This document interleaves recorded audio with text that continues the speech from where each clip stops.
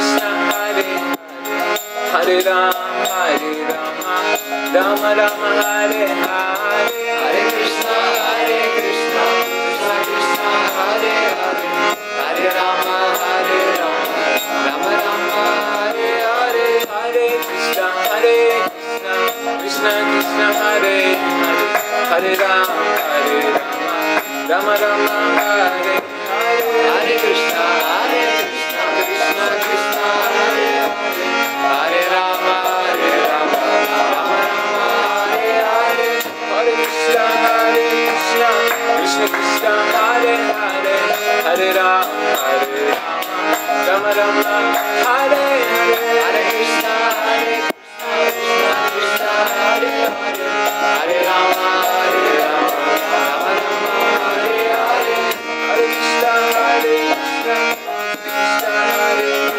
Krishna Krishna, Hare Hare, Hare Rama, Rama Rama, Hare Hare, Hare Krishna, Krishna Krishna, Hare Hare, Hare Rama, Rama Rama, Hare Hare, Hare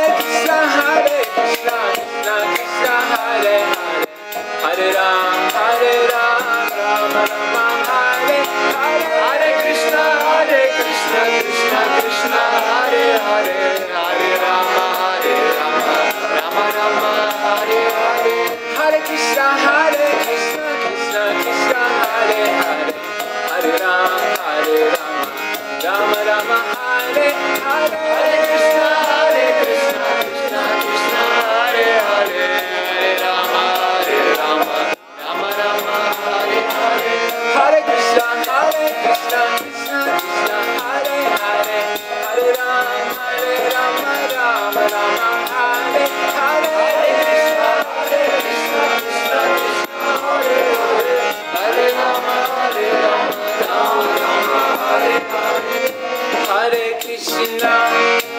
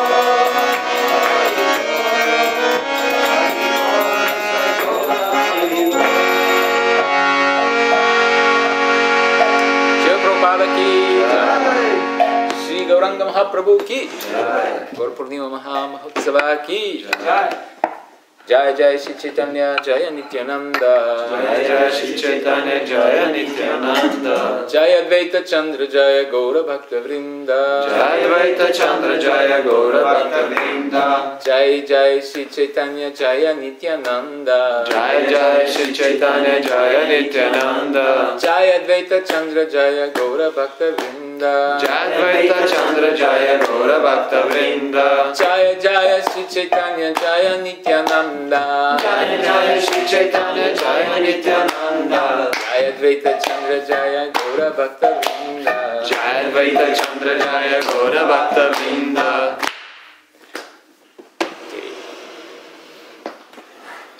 Thank you.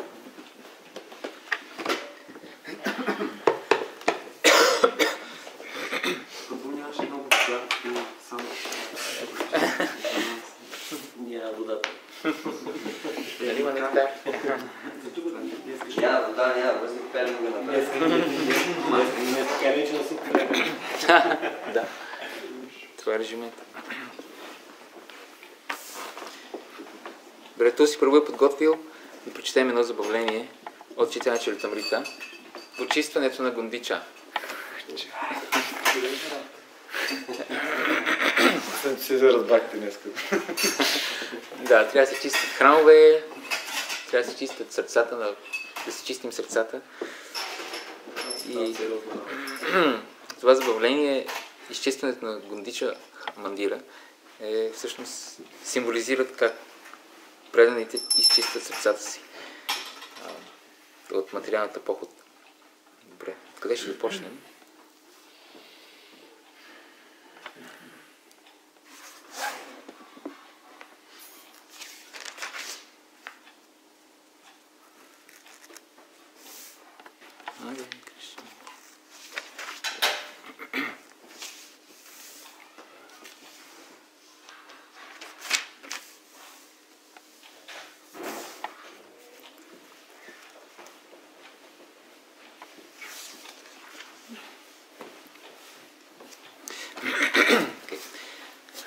По този начин Богът прекарваше дните си в голям екстаз. Тогава Рат Ятра фестивала на Бог Джаганат се приближи. Шри Чайтания Махапрабху първо повика Каши Мишра. След това той повика отговорника на храма, на големия храм на Джаганат, и след това Сарвабхаума Бхаттачаря.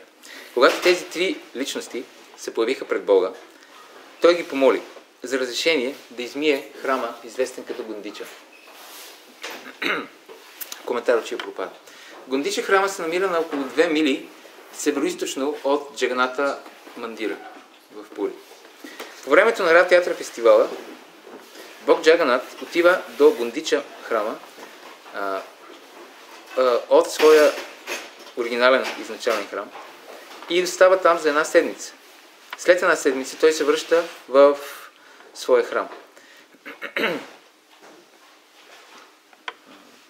Разбира се от традицията, че съпругата на Индрадюмна, царят, който установил големия храм на Бог Джаганат, била известна като Гундича. Също това име Гундича се е споменало в авторитетните писания. The area of the Gundicha temple is estimated to be 288 cubits by 215 cubits. A cubit is about a foot and a half. А колко е foot and a half? Сигурно е. 1 фут е 32-34. Значи към 70 см. The main temple inside is about 36 cubits by 30 cubits. And the Kirtan hall is 32 cubits by 30 cubits. Това е хубаво да ги знаем тези размери, защото нас не ни пускат в Гундича. Само може да го гледаме отвън. Има ни хора с пръчки на входа.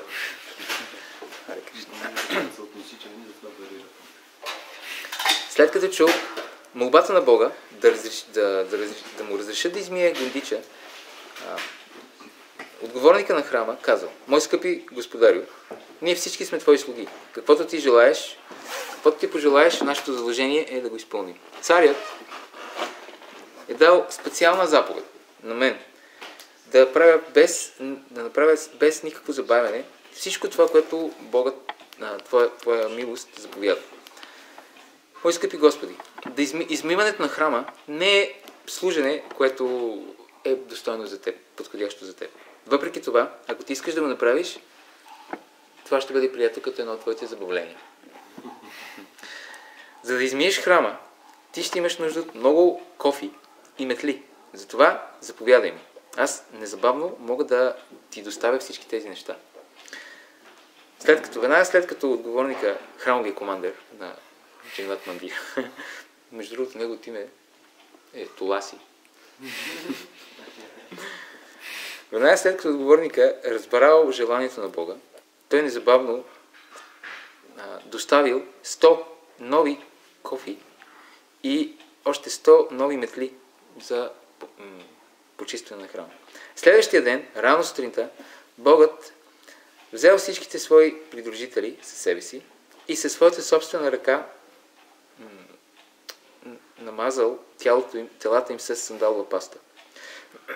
Тогава той дал на всички предани по една метла с собствената си ръка и, вземайки всички лично с себе си, Богът отишъл в Гондича. По този начин Богът и неговите придружители отишли да изчистят Гондича храма. Първо, те изчистили храма с метли. И това се дава за пример за процеса на пречистване на сърцето. Първо трябва да се изчистят грубите замърсявания. Значи ние идваме от много ниш бекграунд и сме били, повечето от нас, освен такива като Ария, сме били родени в Шиши горникайки,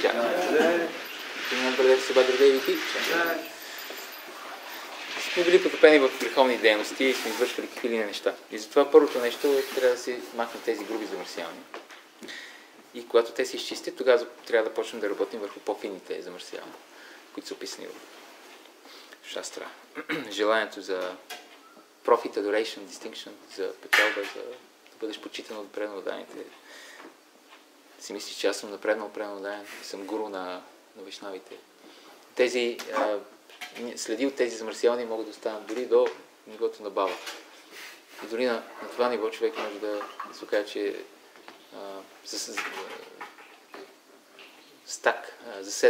засядат там и може да остане там много. Харида Стакор казва, милиони животи може да продължи. Ако е силно привързан към това да бъде напреднал преданодарен и да бъде гуру на преданодарен. Така, първо грубите замърсявания. Богът изчистил всичко вътре в храма много хубаво, включително и сели таваните. Тогава той седнал Симхасана, взел мястото за сядане на Бога, Симхасана, почистил го и отново го сложил на неговото място. Така Богът, заедно със своите придружители, почистил и измел сградите в храма, всички малки и големи стаи и накрая почистил мястото между храма и киртан залата. Стотици предани били ангажирани в почистването на площа около храма и Шри Чайтanya Махапрабху лично извършвал това, също чистил, за да инструктира останалите. Шри Чайтanya Махапрабху, да ми даде пример, Шри Чайтanya Махапрабху измил и почистил храма в голямо щастие, възпявайки святите имена на Бог Кришна през цялото време. И по същия начин преданите също възпявали по време на изпълняването на техните съответни задължения. Цялото красиво, прекрасно тяло на Бога било покрито с прах и с дърт, с земя. По този начин то станало трансцендентално красиво. Понякога, докато чистил храма, Богът плачел и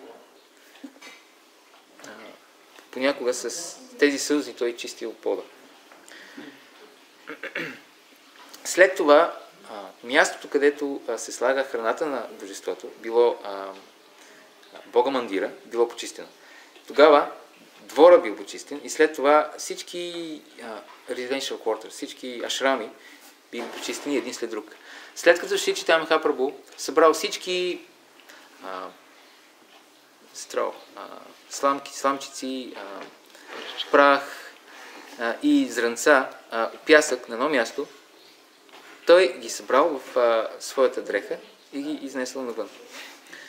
Следвайки примера на Шри Чайтанья Махапрабху, всички предани в голям екстаз започнали да събират тези сламки и прах и пясък в техните дрехи и започнали да ги изхвърлят извън храма. Тогава Богът казва на своите предани: аз мога да разбера колко сте работили, колко съвестно сте изпълнявали задълженията и колко добре сте чистили храма, просто като погледна колко буклук сте събрали отвън.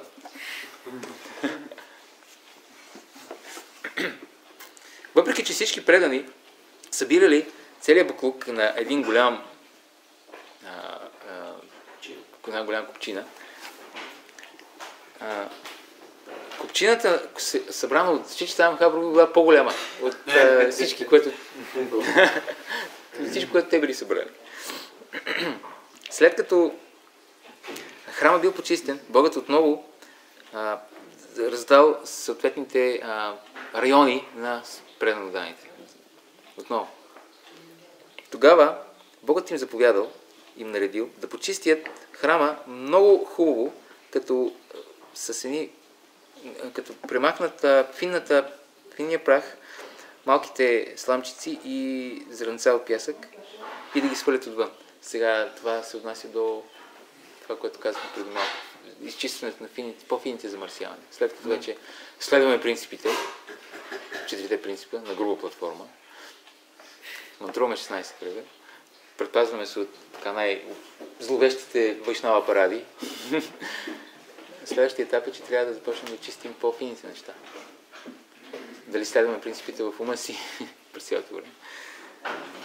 Дали сме свободни от фините замърсявания.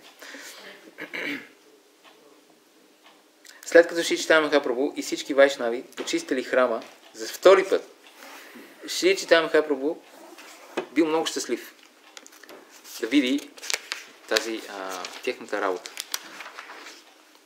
Докато храма бил почистван, 100 души, около 100 души стояли готови с кофи с вода.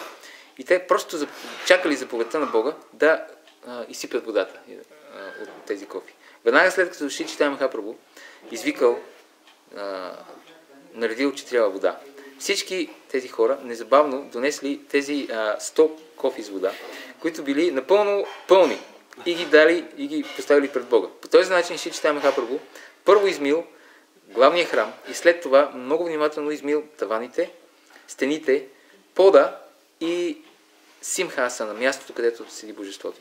И всичко вътре в стаите.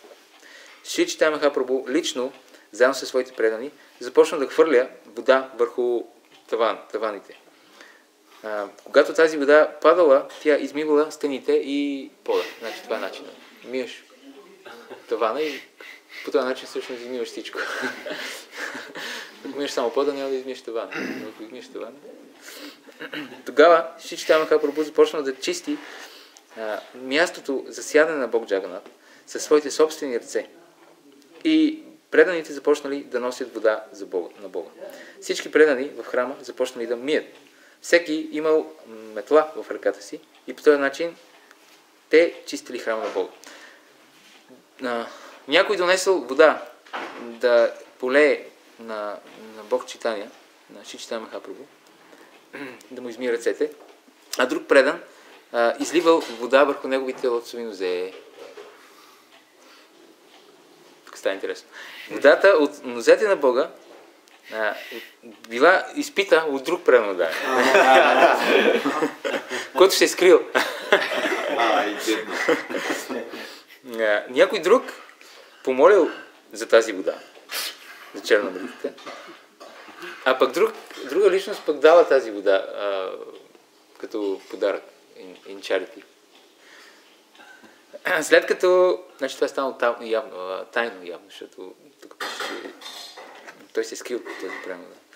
След като всички стаи били измити, водата била пусната навън и тогава тя изтекла и напълнила двора. Тогава Богът изчистил всички стаи с своите собствени дрехи. Подсушил всъщност с стаите със собствените си дрехи. И той изчистил и полирал трона на Бога също със своите дрехи. По този начин всички стаи били изчистени с 100 кофи с вода. И след като те били изчистени, умовете на преданите също били толкова чисти, колкото и стаите. Когато храмът бил изчистен, той бил пречистен, хладен, свеж и удовлетворяващ. Точно както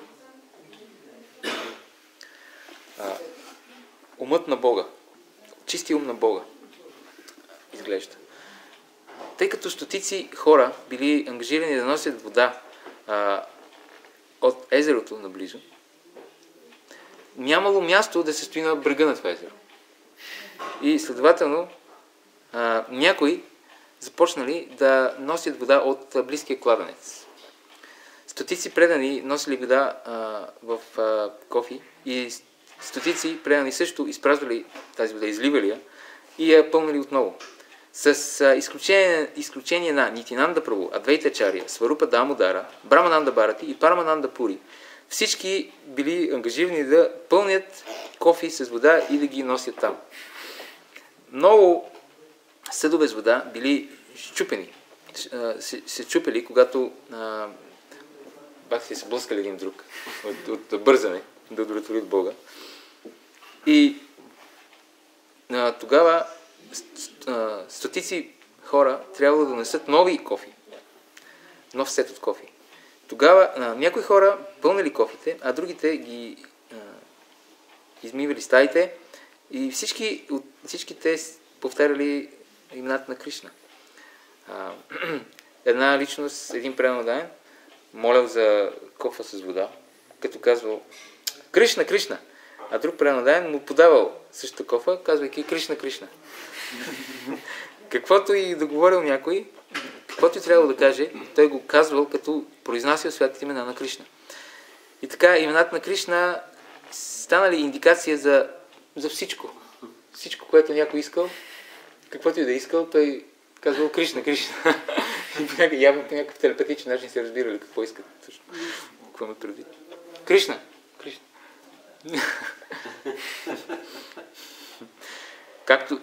Тъй като Шри Чайтания Махапрабху повтарял святото име на Кришна в екстатична любов, той самият извършвал работата на 100 души. Изглеждало, че Шри Чайтания Махапрабху чистил и мил храма с 100 ръце. Той се приближавал и учил всеки предан как да извършва правилно работата си. Когато той виждал, че някой върши служенето си много хубаво, Богът го възхвалявал. Но ако виждал, че някой не работи достатъчно удовлетворяващо за него, той незабавно се скарвал на тази личност, без обаче да таи някакво неудовлетворение в себе си. Без да има някаква завист или злоба. Богът казвал на такава личност: О, ти се справяш много добре. Моля те, покажи и на другите. Как те също така толкова добре да чистят, както ти. Това е било скарването на Бога. Веднага след като чували Шри Чайтания Махапрабху да казва това, тези предани, на които той им казва това, се засрамвали. Така, те започвали да работят с много голямо внимание. Значи явно някои са някакво заполение. Спесирали се. Те измили мястото Джага Мохана и след това място, мястото, където се държи Бога.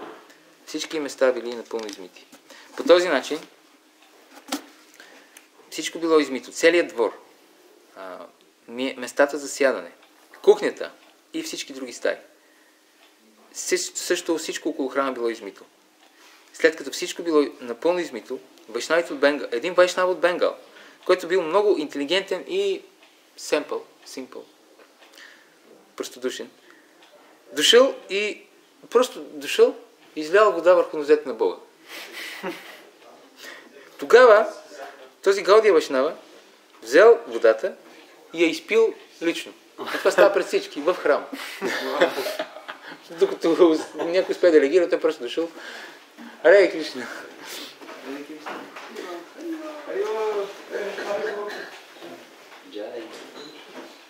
Просто дошъл, направил абишек на Махапрабху и изпил водата преди някой да успее да реагира по някакъв начин.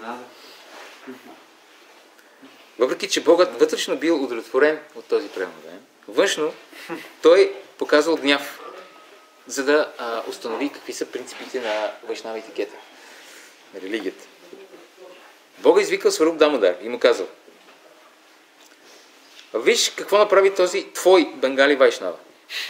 Тази личност от Бенгал изми моите нозе вътре в храма на Върховната Божествена личност. Не само това, но той даже изпи водата лично. Аз сега не знам какво ще ми се случи след края на този живот и къде ще отида, заради това оскърбление. Този твой бенгали вайшнава много сериозно ме оплете и обвърза с тези дейности. Коментар. Важно е да се отбележи, че Шри Чайтанья Махапрабху казал на Сварупа Дамодара Госвами, че този бенгали вайшнава бил твоя Гаудия вайшнава. Това означава, че всички Гаудия вайшнави, които са последователи на Чайтанья култа, са подчинени на Сварупа Дамодара Госвами. Честито. Значи, всички ние. Това означава, всички ние сме. Това е нашия шеф. Ако нещо направим, което не е много хубаво, Махапрабху ще се кара на Сварупа Дамодара.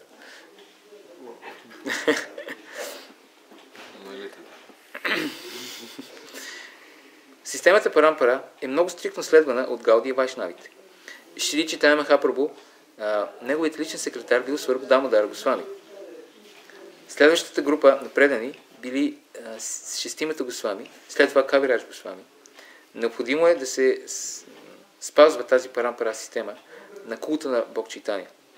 Има много оскърбления, които човек може да извърши, докато служи на Бога. И тези оскърбления са описани в Бхакти Расамрита Синду, Хари Бхакти Виласа и в други книги. Съгласно правилата и предписанията, никой не трябва да приема почитания от другите вътре в храма на Бога пред Божеството. Нито пък е правилно за един предан да отдава почитания и да докосва нозете на духовния учител пред божествата. Това се смята за оскърбление. Шри Чайтанья Махапрабху лично, защото в храма на Бога, Бога е в център и само той трябва да бъде обожаван. Това е правилно. Дори духовният учител не може да бъде почитан по този начин пред муртито на Кришна.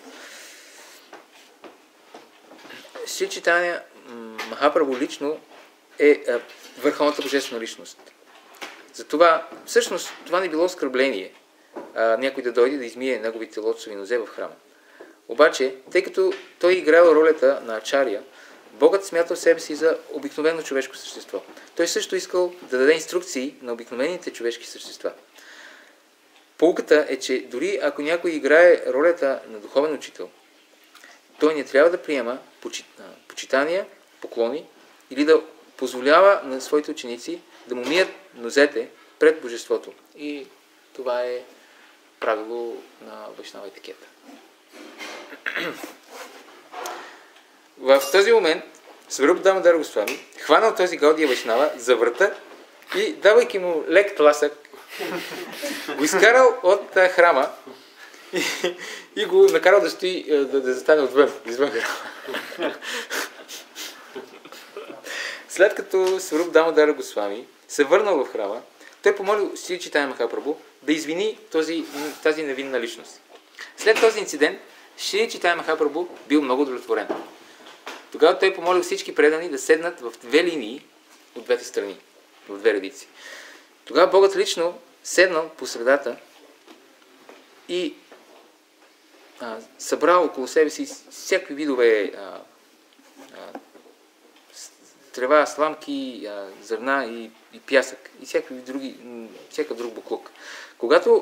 Докато Шри Чайтания Махапрабху събирал този буклук, той казал: аз сега ще събера всичко това, което вие сте събрали и ще ви питам един по един кой е събрал тази купчина и този, който е събрал по-малко от другите, ще трябва да плати глоба, която ще се състои от сладки торти и сладък ориз. Торти и сладък ориз. Sweet cakes. Торти. Sweet cakes. По този начин всички части на Гондича били напълно почистени и целият храм бил много свеж и без никакви петна. Точно както пречистеният и удовлетворен и умиротворен ум. Когато цялата вода, която била използвана за чистене, най-накрая била пусната навън, изглеждало, че има нови реки, които са се появили, които са се устремили да се влеят в океана. Извън храма, извън територията на храма, също всички пътища и улици били също изчистени. И никой не може да разбере как точно това е станало.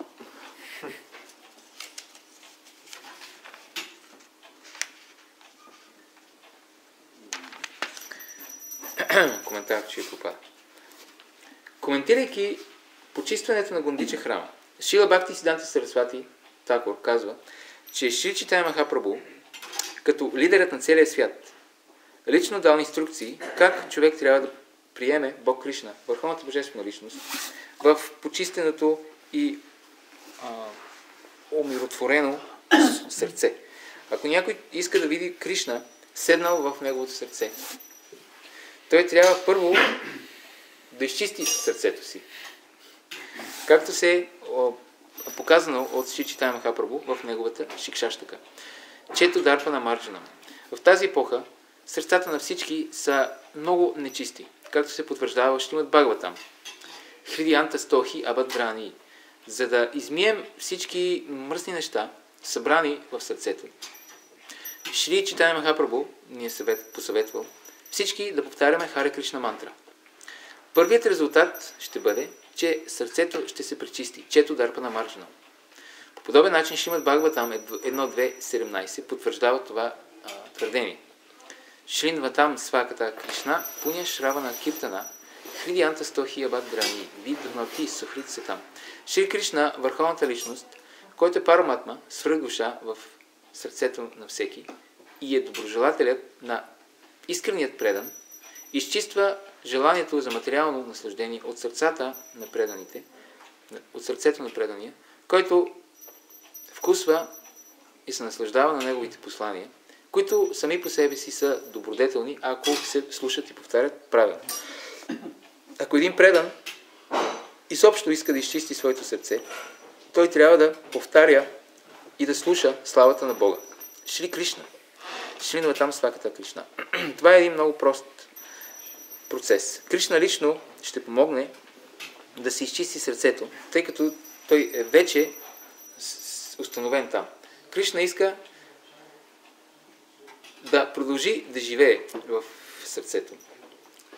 И Богът иска да ни даде инструкции и съвети. Но човек трябва да държи своето сърце чисто. Толкова чисто, колкото Бог Чайтания държал храма Гондича. Един предан за това трябва да изчисти своето сърце, точно както Богът изчистил храма Гондича. По този начин човек ще бъде удовлетворен и спокоен и ще напредне в преданото служене. Ако сърцето е пълно с сламки, с пясък, с бурени или с прах, и с други думи, аня билашита пурна, аня билашита шуням, се казва в Бхактир Самрита Синдhu. Обаче, ако противоположно на това е аня билашита пурна, това означава всякакви видове желания. Пърна са желания за материално наслаждение, за освобождение, за мистични сили. Така, ако сърцето е аня билашита пурна, човек не може да инсталира на трона на сърцето върховната божествена личност. Както, понеже до вечера ще имаме удоволствието да слушаме лекция от живия класик на българското кино, Вишварешвар Прабу. Той в един от последните си филми казваше, че с един от героите си там. Нали се казва, че... Героя му казва, нали се казва, че в сърцето има трон. И аз като си замисля за моя живот, винаги на този трон съм седял аз. Аз съм си седял на трона. И това е най-страшното нещо. А всъщност е нормално. И точно затова е страшно, понеже е нормално. А нали, трябва Бога да го сложим на този трон. И, обаче Бога няма да седне на трона, ако мястото е мръсно. Затова трябва да си изчистим сърцето.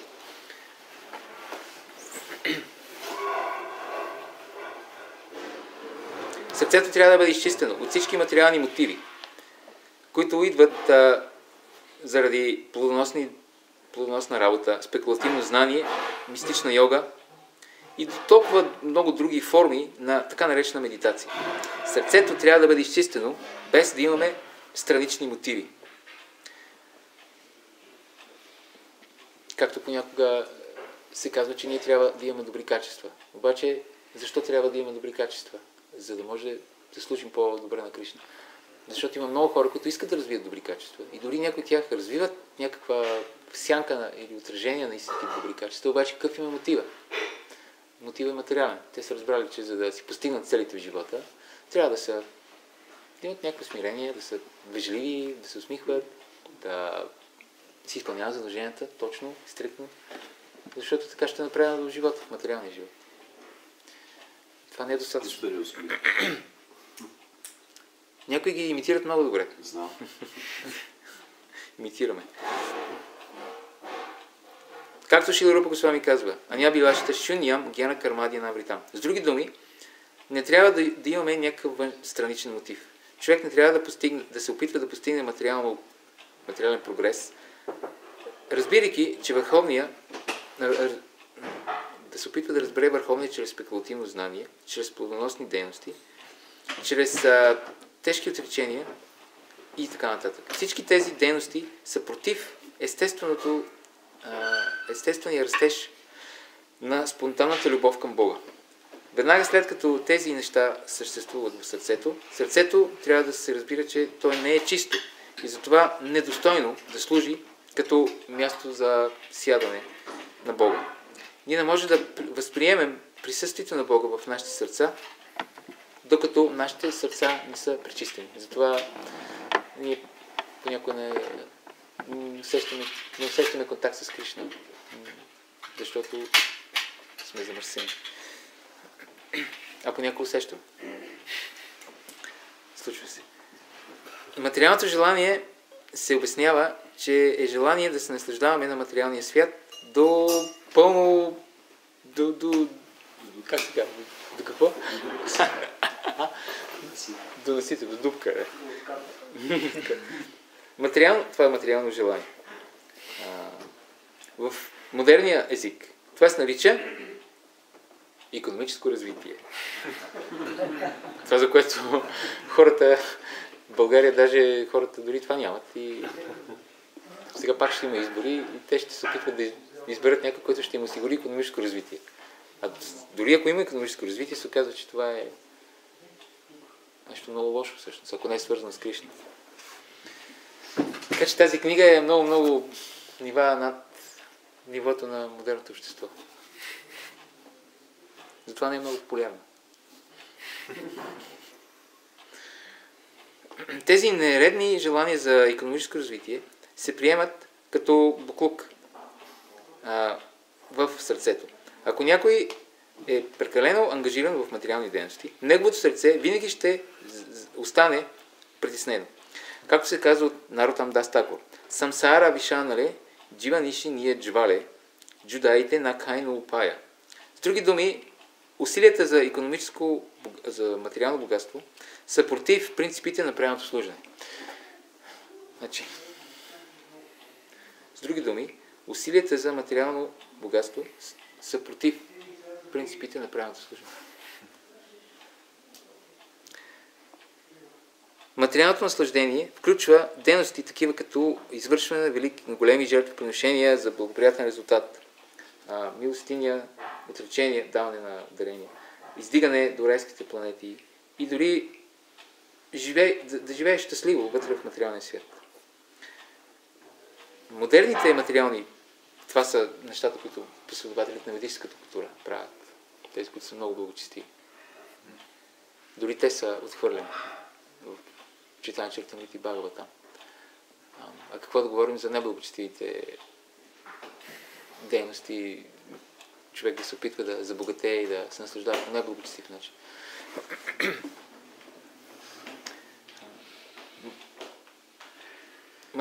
Модерните материални ползи са като буклук на материалното замърсяване. Когато този буклук бива agitated, сега представете си прашна стая и обръщате пръксмокачката наобратно и вместо да събирате буклука, почвате да го издухвате насам до там. И това се сравнява с плодоносните дейности, които завладяват сърцето. Значи ние имаме някакви материални желания и започваме да ги приемаме много несериозно и почваме да вършим плодоносни дейности, да си ги изпълним тези материални желания. И това е... Значи има вече буклук в сърцето и ние го забуждаме този буклук, като почваме да го... и то почва да лети с цялата стая. Има такива машинки, дето чистят улиците. Ага. Да, те са на принципа на да... Просто ги... Окей. Да, е такова нещо. И така, огледалото на сърцето се покрива с прах.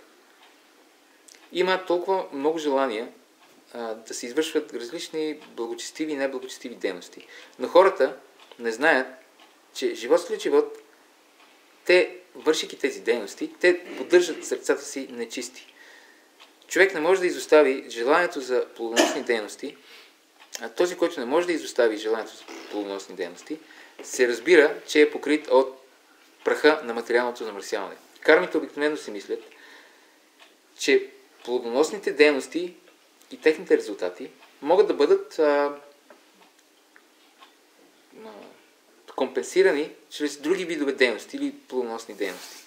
Това със сигурност е грешка.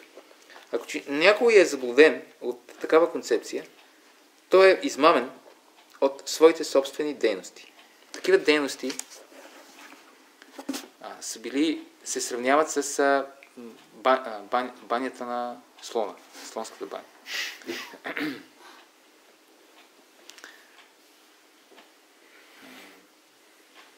Имперсоналните спекулации, монизма, сливане с Бога, спекулативното знание, мистичната йога и медитация, всички се сравняват с буклук.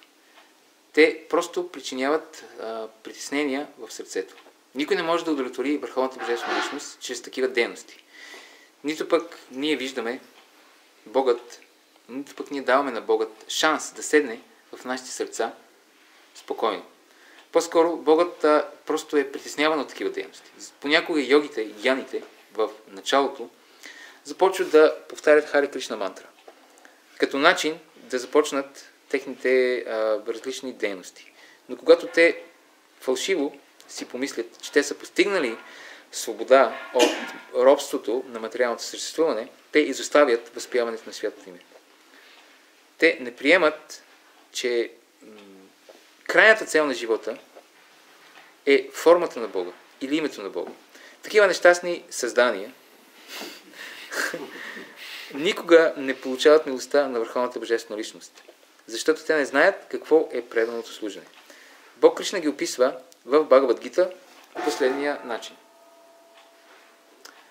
Там нахам двишата круран самсарешу нарадаман кшипами аджасрам ашубан ашуриш ефа йонишу. Тези, които са завистливи и злонамерени които са най-низшите от хората, аз постоянно хвърлям в океана на материалното съществуване в различни демонични форми на живот.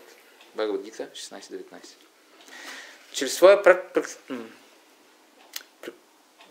своя пример, Шри Чайтанья Махапрабху ни показва, че целият буклук трябва да бъде изчистен навън и отвън и отвътре. Шри Чайтанья Махапрабху също почистил районите извън храма, страхувайки се, че буклука вътре от храма, който бил изкаран навън, може да влезе обратно. Да. Вътре. В тази връзка Шрила Бхактисиданта Сарасвати Такура обяснява, че въпреки, че човек може да се освободи от желанието за плодоносни дейности, понякога финно желание за плодоносни дейности отново идва в сърцето. Човек често си мисли, че е добре да започне да извършва Човек one often thinks of conducting business to improve devotional activity. Човек често си мисли, че може трябва да почне да прави бизнес, някаква бизнес дейност, за да подобри преданите дейности. Но замърсяването е толкова силно, че то може по-късно да се развие в погрешно разбиране, което се описва като кутинати, което означава fault finding, да критикуваме другите, или пратища, желанието за да си известен, да имаш слава и да имаш висока позиция. Джива химса, завист към другите живи същества. Нишида чара, да приемаме неща, които са забранени от шастра. Кама, желание за материална полза. И пуджа, много силно желание да бъдем обожавани, да сме известни, да ни харесват, да сме популярни. Да имаме много лайкове в Фейсбук, като се сложим. Просто даваш лекция и слагат лекцията в Фейсбук и ти имаш най-много гледания, най-много лайкове.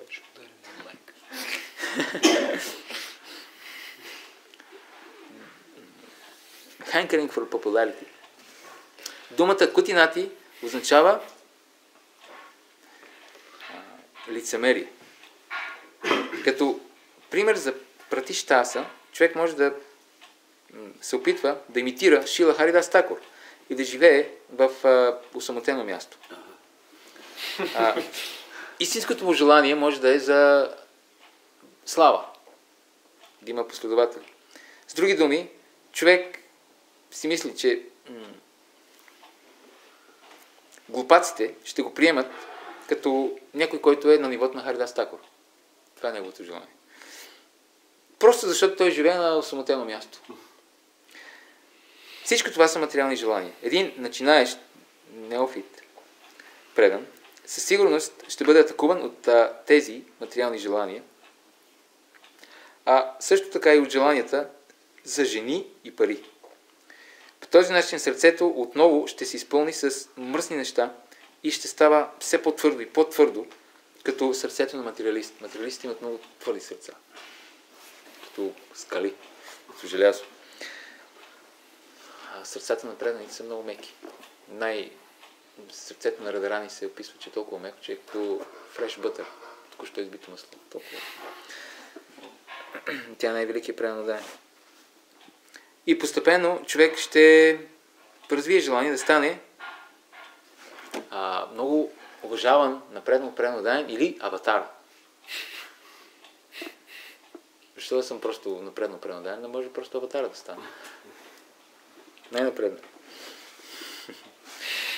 Думата джива химса, завист към другите живи същества, всъщност означава да спрем да проповядваме Кришна съзнание. Шрила Прабхупада това го казва и в Бхагавад Гита на място, обяснявайки отново какво означава ненасилие, и отново и в читание Чаритамрита. Значи, ако спрем да проповядваме, ние сме завистливи, извършваме насилие към другите.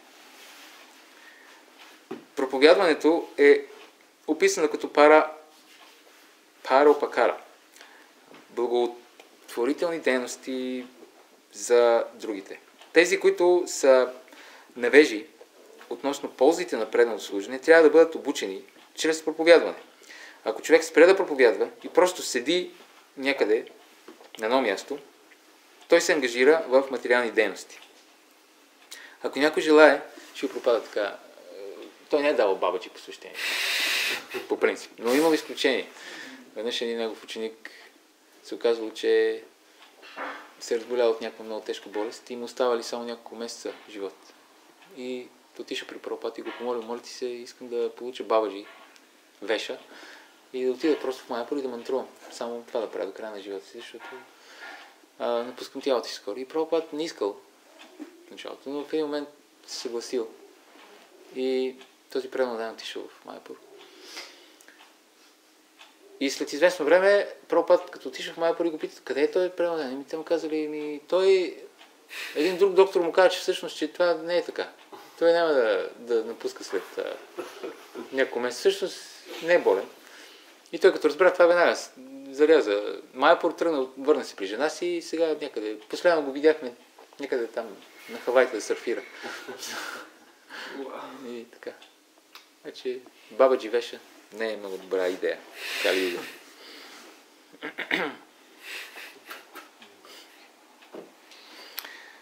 Ако някой желае да направи компромис с майявадите, той също се ангажира в материални дейности.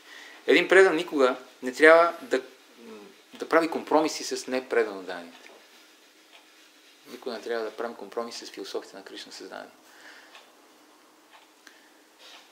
Като действа като професионален гуру, мистичен йоги или чудотворец, miracle man, вълшебник, магиосник, човек може да измами и блафира генералната на обикновените хора и да получи някаква слава, като някакъв мистик, но всичко това се смята за буклук, за пясък буклук в сърцето.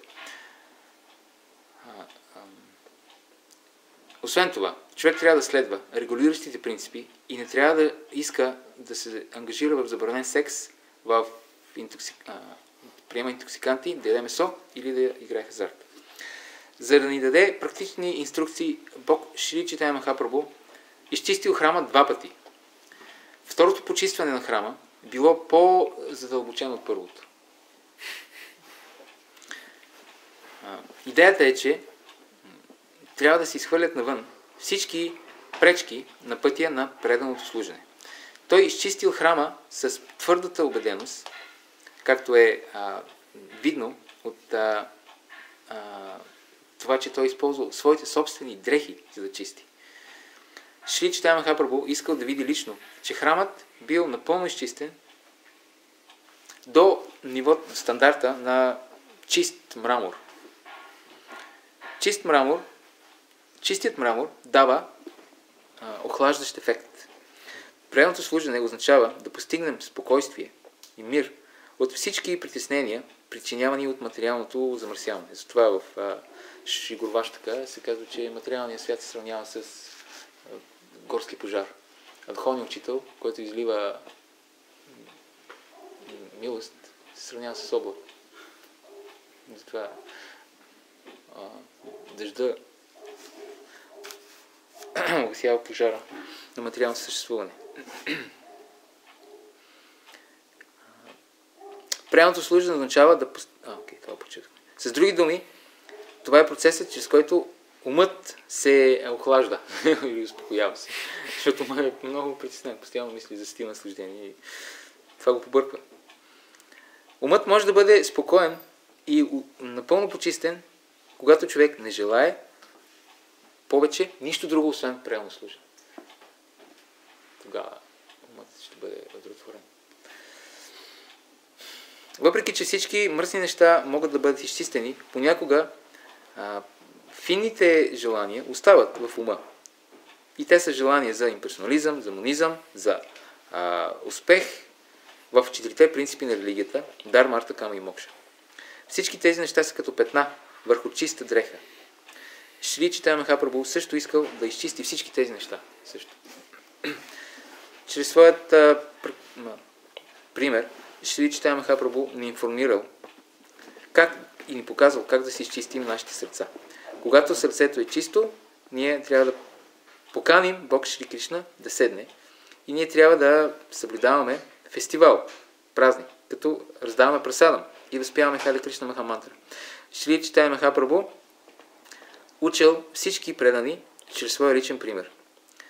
Всички, които разпространяват култа на Шри Чайтанья Махапрабху, приемат подобна отговорност. Богът лично се е карал и лично възхвалявал тези предани, които в процеса на почистването си изпълнявали или не изпълнявали съответно задълженията. И тези, които са ангажирани като ачари, трябва да научат от примера на Бог Чайтанья как да обучават преданите чрез своя личен пример. Богът бил много удовлетворен от тези, които чистили храма, като махали нежеланите неща и ги събирали отвън. Това се нарича анарта ниврити. Изчистване на сърцето от всички нежелани неща. Така, изчистването на Гондича храма било извършено от Бог Чайтанья Махапрабху, за да ни покаже как сърцето ни трябва да бъде изчистено и охладено, за да приемем Бог Шри Кришна и да му позволим да седне в нашите сърца, без никакви притеснения. Шри Чайтанья Махапрабху ки Джая! Шри Чайтанья Чаритамрита ки Джая! Кришна Дас Кавирадж Госвами ки Джая. Някакви коментари? Да. Мога ли да кажа нещо, което реализирах сега?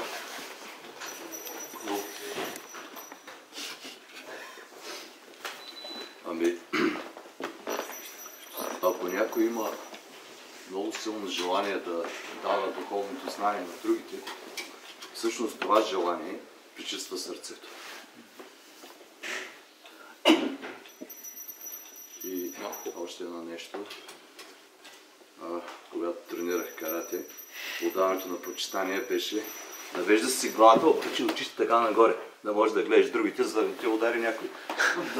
Обаче при нас е съвсем друго.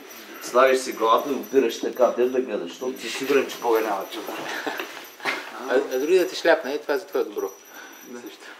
Какво казваш? Дори да те удари, дори да те шляпне Бога, това пак Това е удоволствие. Това е абсолютно. Добре. Благодаря. Той, надявам се, че не иска да ни удари. То си негова работа. Си негова работа. Добре, нещо друго. До сега не мога. И не съм чувал да е ударил. Има ли? Пур ще знае. Тя напробува да... Шивананда Сен.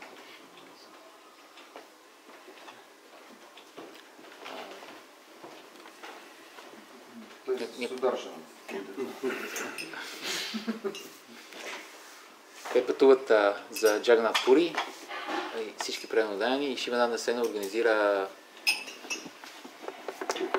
Те пътували. Да. Всички преданодаяни отиват веднъж годината да видят Махапрабху, който живее в Джаганат Пури. И по пътя Шивананда Сена, един преданодаен, той урежда винаги къде ще отседнат през нощта, плаща там такси, когато трябва да пресичат цялото нещо. Да. Един ден той трябвало да се забавил някъде назад, защото трябвало да плаща някакви такси за преминаване. Нитянанда Прабху и другите преданодаяни го чакали. И Нитянанда Прабху се ядосал, защото бил много гладен, а никой не му уредил нито прасада, нито къде да отседне. И той се ядосал и казал: Шивананда Сена не се погрижи за мен, аз съм толкова гладен и изморен. И понеже той не се погрижи да си свърши работата, служенето към мен, аз го проклинам тримата му синове да умрат. И като чула това, съпругата на Шивананда, която била там, се шокирала и се разплакала. И в следващия момент Шивананда Сена се появил и видял съпругата си плаче. И тя му казала: Бог Нитянанда му прокле синовете да умрат. Шивананда Сена казал: глупава жено, защо плачеш? Ненужно. Нека всичките ми синове да умрат за това, че не съм удовлетворил Бог Нитянанда. И след това отишъл при Нитянанда Прабху. подал почитание. И там напротив си изправил и го ритнал в гърдите. Шимена не се наказал. Но днес моят живот стана успешен. Защото ти, мой господар, правилно ме наказа за това, че аз не съм си свършил моите задължения към тебе. По този начин ти всъщност ме прия, че съм твой слуга. Твоите лотцови нозе, великите мъдреци, Брама, Шива, най-великите личности в Вселената, те безуспешно, в положение на милиони животи, медитират и се молят да ги видят, да получат даршан с твоите лотцови нозе. И понякога не успяват. А ти сега благоволи да докоснеш твоите лотцови нозе до моето недостойно тяло. И Диана първо като чува това бил много доволен. Ти искаш да кажеш нещо? Интересно ми стана, защо използват толкова често израза стоп кофи, стотици хора, в смисъл някаква символика ли? Точно това число. Не, те са били толкова, колкото пише. Били са стотици, примерно да. Създава такова настроение. Човек може да разбере за какъв мащаб говори Кришнадас Кавриаш Госвами. Това са били много преемно. Било е голямо събитие. Не са били просто двама-трима бакти там нещо си правят. Са много преемно. Буквално трябва да се разбират части. Не, ако има някакъв символичен смисъл, Шастри го казва.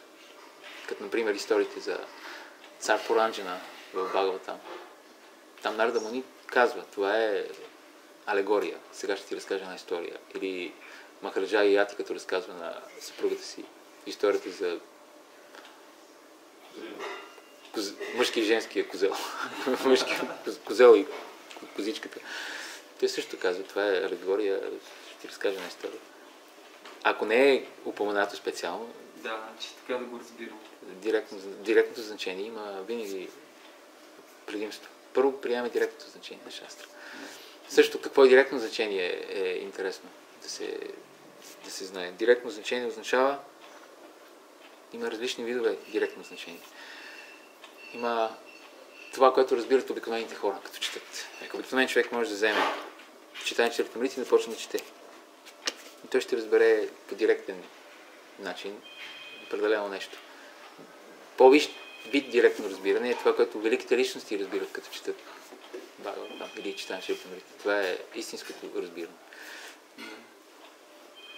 Да, това си пробва.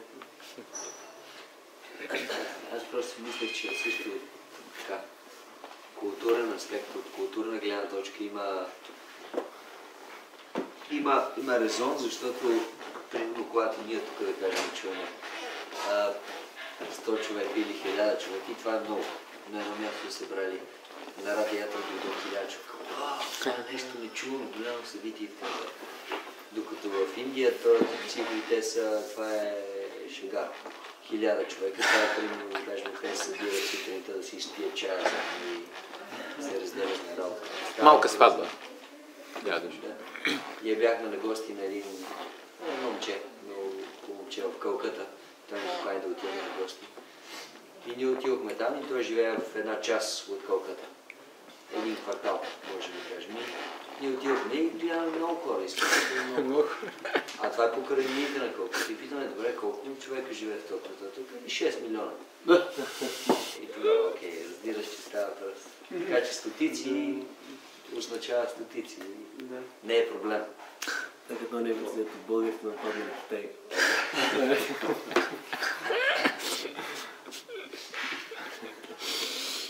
Друго първо. Благодаря. Аре Кришна, на мен да направи впечатление в коментара на Шрила Прабхупада.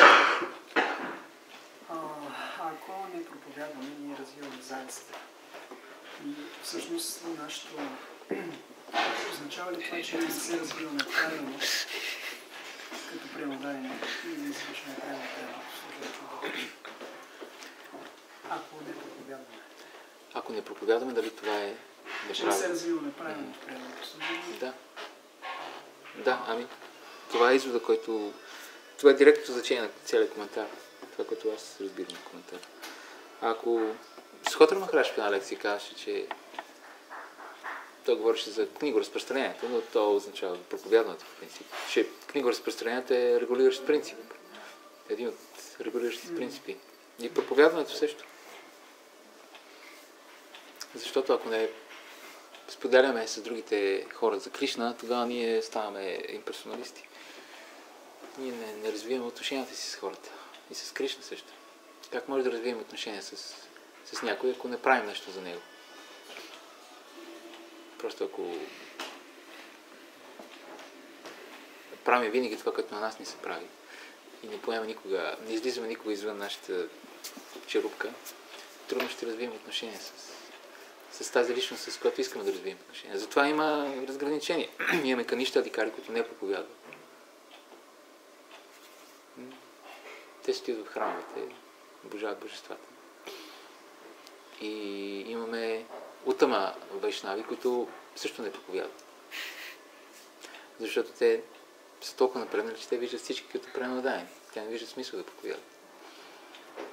И единствените, които проповядват, са мадьяма вайшнавите. Милостта на Кришна не идва директно в материалния свят, а идва чрез пренадаяните. В много 99% от случаите.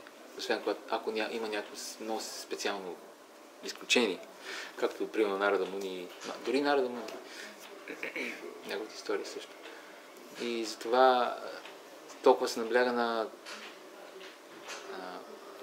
вайшнава етикета и на това, че ако човек оскърбява мадьяма проповедниците, то оскърбява милостта на Бога всъщност. Не, че някой много специален или много напреднал, независимо кой колко напреднал. Ако той е поел тази работа да проповядва посланието на Бога, той трябва да бъде подпомаган и уважаван за това. Трябва да внимаваме как се държим с тези личности. И да, няма да се развием правилно. Ще ни отнеме повече време развиването, ако не проповядва. Да. Още малко да задълбочим въпроса. Аз виждам, че в нашето общество за Кришна съзнание, нашите духовни учители, които са идвали в България, винаги са наблягали на това, особено на разпространението да отидеш в Европа с разпространение на неговите книги, но също така и други форми на проповядване, като фестивали Рата Ятра, празнуване, Харинами. И това действително се оказва, че е принцип, регулиращ принцип, както ти каза. Но виждам, че по един или друг начин някой от предаданието в нашето общество, аз не искам да критикувам някой, но се получава така, че спирайки или омаловажавайки това, че не е задължително да се проповядва, или омаловажавайки проповядването, изведнъж ще се оказва по-настрани от движението за Кришна знание. Стават пасивни тяхния духовен живот, като че ли е, както се вика, ястието е блюдко, нали? Не е невкусен духовен живот. За съжаление, така се получава. И това ни навежда мисълта да си направим извод, че действително проповядването е същностен процес в нашия живот като предаване. Да. Където да отвориш книгите на Шила Прабхупада, едва ли ще четеш повече от 1-2 минути преди да се натъкнеш на някой пасаж, в който той обяснява, че мисля на Бог Читания, че Искон е проповедническо движение, че ние трябва да даваме другите възможност да разберат за Кришна и така нататък. Очевидно. Има интернет въпрос. Калян. Да. Когато проповядваме, хората са лесно привлечени, защото Кришна е все привличаш. Но има опасност да се заблудим и да си кажем, аз проповядвам добре и съм интелигентен и затова хората са привлечени. Как да се предпазим от такава заблуда, когато проповядвам? Ако сме в обществото на пренаданите, те са много чувствителни и те ще ни коригират.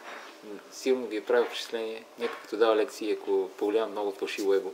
Какво се получава, че всички разбират какво става, с изключение на него. Той не може да зацепи че се отнесъл. Обаче всички останали просто разбират и ако имаш добри приятели, те ще ти кажат след лекцията. И ще ти обърнат внимание. Затова е толкова важно общуване с вайшнавите.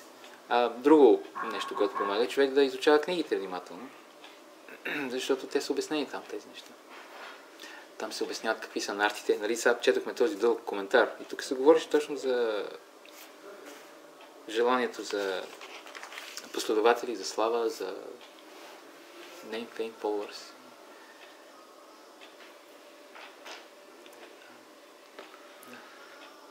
Ти кажа, че сърцето на материалистите е като камък. Какво е сърцето на гените? Защото слушах Бхактивида Пурна Махарадж да разкаже как всъщност е по-лесно да се проповяда на материалистите, отколкото на гените. Защото те имат гените нямат емоции, а материалистите поне имат емоция. Пак е свързано с емоции. Тоест в този случай какво е сърцето на гените? Още по... материално. Не знам какъв пример може да се даде. Да, обикновено се казва, че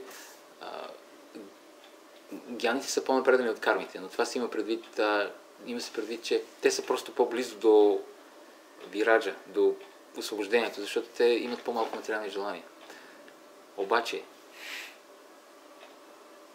по принцип е по-лесно на един карми да му проповядваш за духовния свят, за това, че има личностни отношения с Бога и той има по-голям шанс да приеме това. За него е просто въпрос да включи от материална привързаност към духовна. Докато за един гяни, за един майавади, няма такава опция изобщо. Защото според тях по необходимост всички видове отношения са материални. Всяка форма е материална. Имената са материални. Всичко, което мърдешава, има емоции, чувства, желания, всичко това е майя. И затова е много трудно. На практика е невъзможно. Един майявади, затова Махапрабху казва, че той забранява да общуваме с майявади. И затова е много по-трудно. Техните сърца са, не знам. Не знам дали има сърца изобщо. Може би няма сърца вече.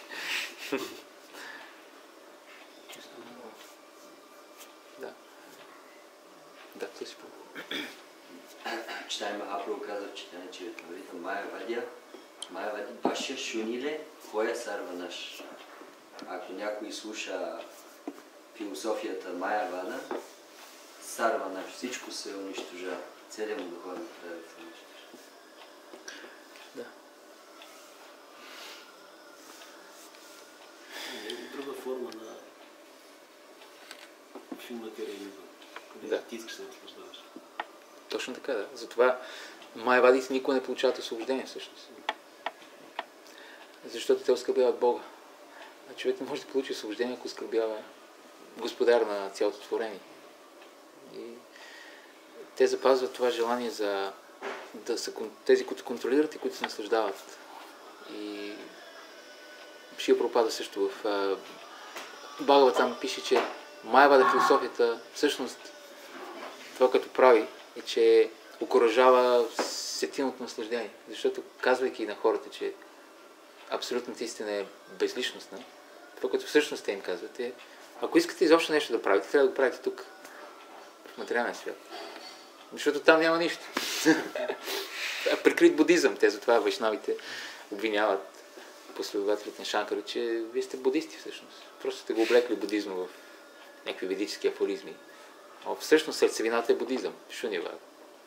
Просто тази празнота, за която будистите говорят, вие наричате браман. Има също нещо. Няма нищо там. И ако там няма нищо, значи по-добре да правим нещо тук. Единствената алтернатива е тук да се опитаме да сме щастливи. И затова хората, като четат тези неща, те искат. Никой не се е върнал да каже какво е там, значи докато имаме някакъв шанс, трябва да се наслаждаваме тук.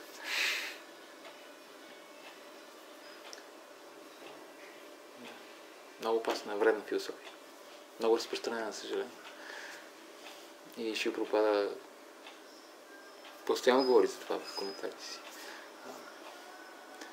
Ние принадлежим към тази традиция Брахма Мадва Гаудия Сампрада и част от традицията е, че ние трябва да атакуваме майавадите постоянно. Ние трябва просто да се защитаваме. Ние трябва да сме проактивни, ние трябва да ги атакуваме постоянно.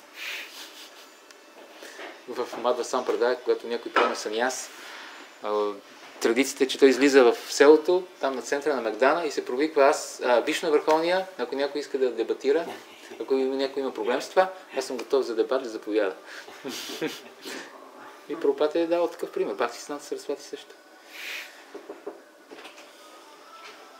Непримирими врагове на майавада философията. Добре, нещо друго. Сега трябва да рече, имаше такова видео в Америка, там, добър. Точно това ми напомня. Каза, че сега не трябва да се примирява с майавадите. Да, Кали Баба. Сега не трябва да се примирява с майавадите. Това е нашето наследство, нашия завет на нашите ачари. И ние, ако сме последователи на Прабхупада, трябва да приемем неговото настроение. Това е част от нашето наследство. Добре, нещо друго. Във връзка с проповядането нещо интересно, което казва Пралананда Свами, както има 6 вида взаимоотношения, любовни между преданите, така и нашите любовни взаимоотношения с хората отвън трябва да са ние да им даваме, се опитваме да им даваме знания и Харе Кришна Махамантра под различна форма на проповядване. Да. И това са истинските отношения, когато Кришна е в центъра, иначе то не може да има.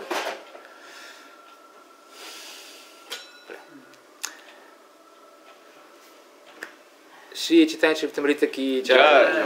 Шри Чайтанья Махапрабху ки джай. Гора Пурнима Маха Махотсава ки джай. Нитай Гор Премананди.